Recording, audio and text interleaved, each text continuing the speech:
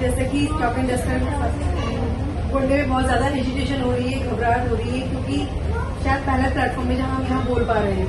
लेकिन मुझे खुद नहीं पता था कि कभी मैं उर्दू के लिए एलिजिबल हूँ। उर्दू सिर्फ मैंने बीए में पढ़कर छोड़ दिया था। उर्दू की वैकेंसी आई घर में, देवर ने और उनके रिश्तेदारों ने, मम्मी ने, जगह जगह, मतलब मेरी मम्मी को ज्यादा रहती थी इन चीजों की, तो कह रही थी उर्दू की वैकेंसी आ रही है, वैकेंसी आ रही है। सोचा था कि हाँ आएंगी, हम कौन से एलिजिबल है, लेकिन ये पता ही नहीं था कि हाँ मेरा बीए में उर्दू करा तो मैं एलिजिबल हूँ। लेकिन मेरा सिर्फ प्राइमरी की तरफ ध्यान था कि मुझे प्राइमरी में जाना है। उसके बाद 1 फरवरी 2024 तो मैंने सर का बैच ज्वाइन किया यूट्यूब से ढूंढकर।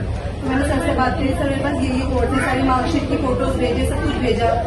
और फिर सर से रोज आना, बस एक ही बात सुनना, जैसे सुशीला, क्या नाम है इनका, जूली, फराज, शाने खातून, शीबा, फराज, जो भी बच्चे थे जो लाइव क्लास में हमेशा रहते थे, शायद हम उनमें एक थे। और वो जो सर का नाम लेना सुबह सुबह कि बच्चे लाइव रहते हैं, जरूर होगा सर की पेशेंट गोई, सर हमारे लिए पेशेंट गोई कर दीजिए, नहीं आपका सिलेक्शन होगा। तो ये चीज इससे मोटिवेट करती थी बहुत ज्यादा।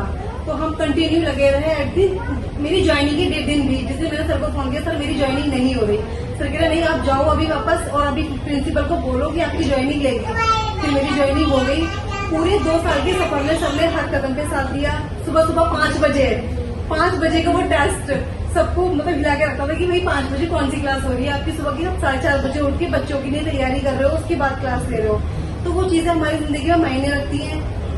सर तो एक जरिया बनाया जाना है हमारा कामयाबी का, लेकिन हस्बैंड का सपोर्ट और शायद मेरी माँ की दुआएं जो हमें यहाँ तक ले आई।